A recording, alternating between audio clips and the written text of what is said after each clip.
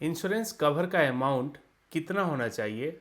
अगर आपका ये क्वेश्चन है तो आपको इसका आंसर इस वीडियो में मिल जाएगा, क्योंकि मैं आपको देने जा रहा हूँ एक्सेल कैलकुलेशन शीट जिसमें आप अपने लिए एग्जैक्टली कितने कवर की रिक्वायरमेंट है आप कैलकुलेट कर पाएंगे। क्योंकि ये पर्सन स्पेसिफिक होता है, इसलिए थंब रूल अप्लाई करके आपको कस्टमाइज सॉल्यूशन नहीं मिल पाता है, यानी आधा अधूरा आपका कवर रहता है जो कि सही नहीं है। तो एग्जैक्ट अमाउंट इंश्योरेंस कवर का कितना होना चाहिए इस वीडियो में आपको मिल जाएगा, और इस एक्सेल शीट को मैं डिस्क्रिप्शन में अटैच करने वाला हूं ताकि आप इसे डाउनलोड करके अपने लिए कैलकुलेट कर पाए। हाय, मेरा नाम सुनील श्रीवास्तव है और चलिए मैं दिखाता हूँ आपको कैलकुलेशन करके कंप्यूटर स्क्रीन पे। तो इस कैलकुलेशन को 3 पार्ट में डिवाइड करते हैं। फर्स्ट पार्ट आएगा इंश्योरेंस कवर्ड रिक्वायर्ड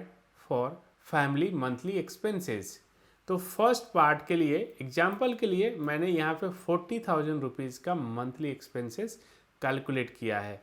अगर आपका मंथली एक्सपेंसेस कम है तो आप इसको आपके अकॉर्डिंगली यहाँ पे इंटर कर सकते हैं, और ये इसमें फॉर्मूला लगा हुआ है ताकि आपको केवल इंटर करना है और ये चेंज हो जाएगा यहाँ पे पूरा का पूरा कैलकुलेशन।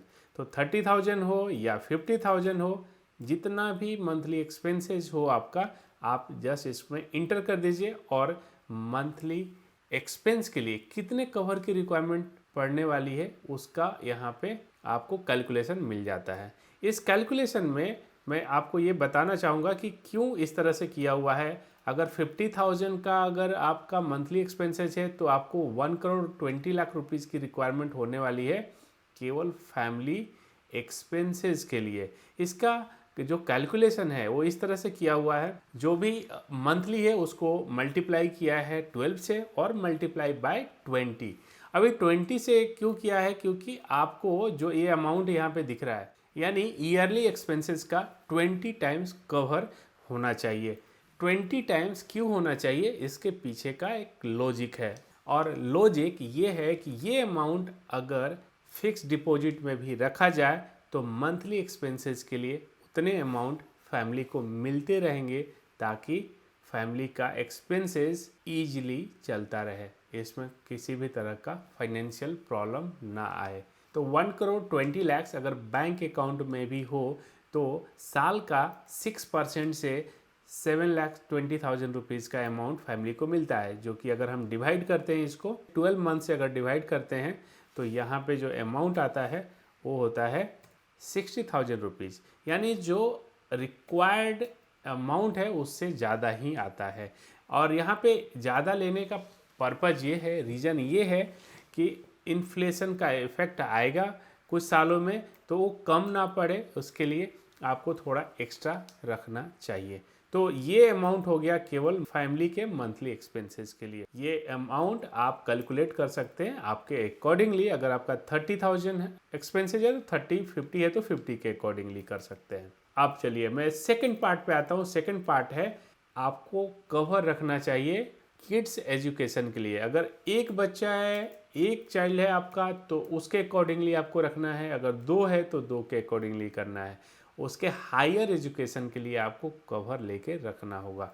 और ये अमाउंट किस तरह से कैलकुलेट करेंगे? मान लीजिए कि किड्स है एक 5 इयर्स का और इसका जो हायर एजुकेशन होने वाला है वो 18 के एज में होने वाला है, यानी यहाँ 13 इयर्स का गैप है। और आज के दिन में अगर किसी एक हायर एजुकेशन के लिए 20 लाख रुपीज़ का एक्सपेंस होने वाला है आज के दिन में, अगर कॉलेज का फ़ी है, तो आफ्टर 13 ईयर ये अमाउंट 20 लाख से नहीं होने वाला है, क्योंकि यहाँ इन्फ्लेशन के वजह से वो जो फ़ी है वो इंक्रीज हो जाएगा आफ्टर 13 ईयर्स। तो जो भी अमाउंट आज के दिन में लगने वाला है वो इन्फ्लेट करना होगा, बढ़ा के वहाँ पे कंसीडर करना होता है। तो 13 इयर्स के बाद जो अमाउंट लगने वाला है इस कैलकुलेशन के अकॉर्डिंगली, जहाँ पे इन्फ्लेशन का रेट केवल 5% अगर हम कंसीडर करें तो 37,71,298 रुपीज़ का अमाउंट आता है। सिमिलरली अगर सेकेंड किड है और दूसरा बच्चा है और उसका एज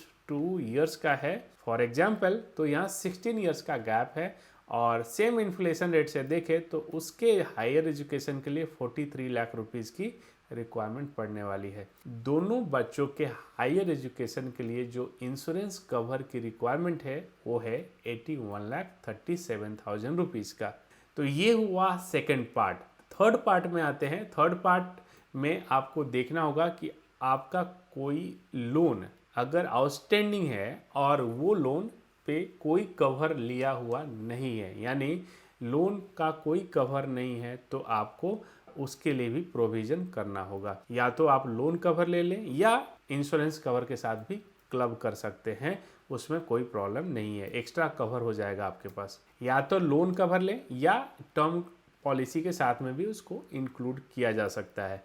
तो मान लीजिए एग्जाम्पल के लिए यहाँ पे लिया मैंने 50 लाख रुपीज़ का हाउसिंग लोन और उस पर मैंने कंसीडर किया है कि कोई भी कवर लिया हुआ नहीं है, तो इसके लिए भी 50 लाख रुपीज़ की कवर की रिक्वायरमेंट होने वाली है। तो ये हुआ पार्ट 3 लोन को कवर करने का। एडिशनल कोई लोन है जिस पे कोई भी इंश्योरेंस कवर नहीं है तो आपको यहाँ पे ऐड करना चाहिए। हालांकि पर्सनल लोन में जनरली लोन कवर होता है या अदर छोटे लोन्स में जनरली लोन कवर होता है, बट आपको चेक करना होगा कि उसका कोई कवर है या नहीं है। नहीं है तो ऐड करना है।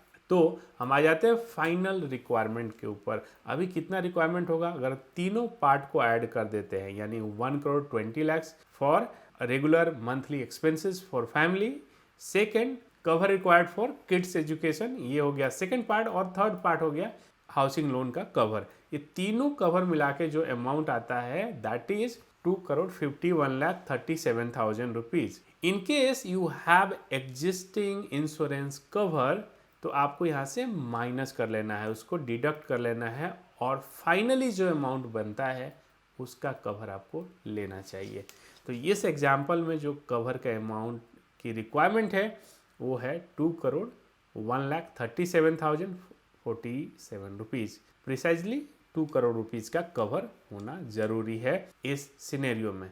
तो मैं वापस एक समराइज कर देता हूँ कि इंश्योरेंस कवर अगर आपको कस्टमाइज आपको कैलकुलेट करना है कि कितने कवर की रिक्वायरमेंट है तो इसको 3 पार्ट में डिवाइड करिए। पहला पार्ट देखिए मंथली एक्सपेंसेस कितना है और उसका जो भी एनुअल एक्सपेंसेस हो रहा है, सपोज 50,000 मंथली है, उसका मल्टीप्लाई 12 करिए, यानी 1 ईयर का आता है 6 लाख रुपीज़, मल्टीप्लाई 20 टाइम्स, तो यहाँ पे आ जाता है मंथली एक्सपेंसेस के लिए कवर की रिक्वायरमेंट। सेकेंड, किड्स एजुकेशन के लिए केवल एक ही बच्चा है तो उसके लिए करिए, 2 है तो 2 के लिए प्लान करिए और एज के अकॉर्डिंगली उसके लिए प्लान करना होगा। तो ये हो गया सेकेंड। और थर्ड, लोन कवर, अगर कोई बड़ा लोन है और उस पर कोई कवर लिया हुआ नहीं है तो उसको भी आपको प्रोटेक्ट करना होगा। ये तीनों को मिला के जो अमाउंट बनता है ये फाइनल अमाउंट बनता है। और ये भी आपको साथ में देखना होगा कि एग्जिस्टिंग आपने कितने पॉलिसी लिए हैं, वो सारे पॉलिसी का जो कवर है अमाउंट है उससे इसको माइनस कर दीजिए, जो रिमेनिंग बचता है उतने का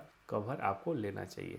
तो आई होप ये कैलकुलेशन आपके लिए यूजफुल होगा और अगर आपको ये अच्छा लगा है तो लाइक बटन प्रेस करिएगा और इस चैनल को सब्सक्राइब कर लीजिएगा, क्योंकि आगे भी मैं इस तरह का वीडियो लाऊंगा जो आपको हेल्प करेगा फाइनेंशियल फ्रीडम अचीव करने में। Thank you for watching this video.